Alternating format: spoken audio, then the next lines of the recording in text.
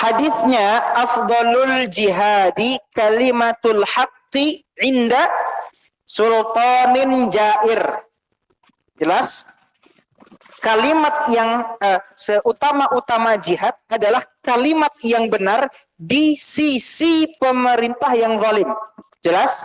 Oke, kita bahas satu-satu. Si tukang koar-koar di sosial media dan lainnya, apakah yang dia sampaikan kalimat yang benar atau ditambahi dengan berbagai macam bumbu provokatif? Satu. Oke? Apa dia menyampaikan hal yang benar? Buktinya, ucapan mereka biasanya dipenuhi dengan hoax. Kalaupun bukan hoax, kesimpulan yang diambil sendiri dari keputusan pemerintah. Antum tahu yang kemarin ribut-ribut tentang UU TNI segala macam. Ana yakin kebanyakan mereka tidak pernah baca undang-undangnya langsung. Percaya sama Anda? Tetapi mereka bicara, makanya kalimat yang mereka ucapkan hak atau tidak hak? Satu.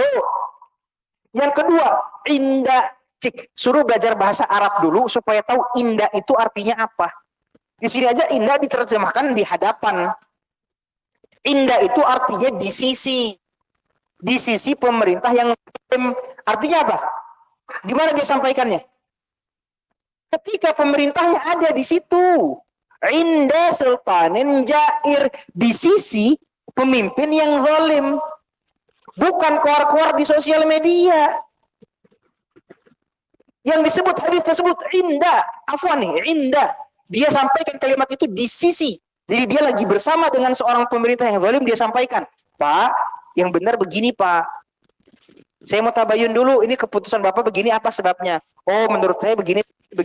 Itu namanya sultanin jair.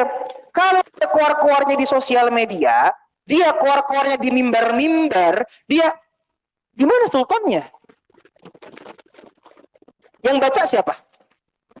Pemerintahnya baca? Tidak. Yang baca siapa? Orang-orang. Apa tujuannya dia keluar-keluar di sosial media? Pengen mendapat afirmasi dari orang lain adalah orang kritis. Itu intinya. Pinter nih, politik kritis. Nah, soalnya kalau emang tujuannya memperbaiki pemerintah bukan di sosial media, berarti dong. Dan demi Allah, nih ya, kami pernah di satu hal ada kebijakan pemerintah yang kami secara pribadi tidak sepakat secara syar'i. Maka kami bersurat secara online ke sekretariat negara. Dan demi Allah itu dibalas. Jelas ini? Oke? Dan demi Allah itu dibalas. Artinya, nggak ada alasan buat antum, anam gak punya akses ke pemerintah. Sekarang ada yang namanya email. Kalau nggak ngerti, mungkin abangnya taunya cuma ada Facebook sama Twitter, makanya nge-share-nya di sana. Ada sekarang namanya teknologi bernama email, surat elektronik, ya bisa langsung kirim ke pemerintah kita, tentunya dengan ya pakai kop surat dan secara resmi, dan dibalas. Dari alhamdulillah setelahnya keputusannya dicabut.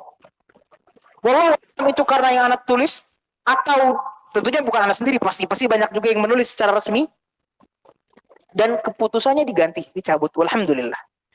Artinya ada alasan. Kalaupun antum mau niatnya menasihati, nasihatilah secara sembunyi-sembunyi, berdua aja dengan email bisa. Kenapa harus pakai sosial media? Kalau yang antum inginkan nasihat, bukan pengakuan. Kecuali kalau yang diinginkan memang pengakuan, si fulan kritis, punya critical thinking sehingga dia bisa berpikir 2000 langkah lebih maju, ini beda cerita. Hadza wallahu alam. Intinya itu ya. Intinya hadis tersebut yang dimaksud adalah ketika berdua dia sampaikan kebenaran kepada pemerintah, bukan koar-koar. Dan itu ditafsirkan dengan hadis Nabi sallallahu alaihi wasallam yang lain yang tadi kita bacakan.